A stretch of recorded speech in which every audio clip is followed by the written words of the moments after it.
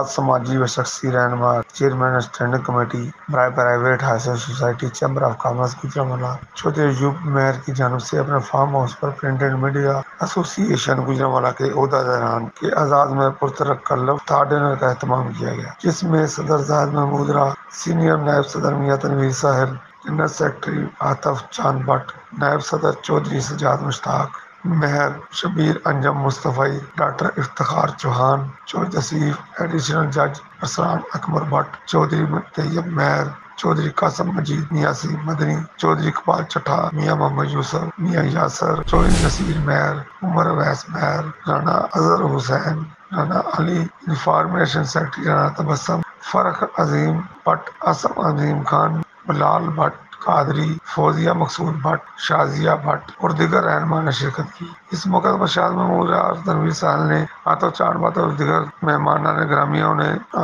कमजोर साफियों बहन भाइयों की हर मुमकिन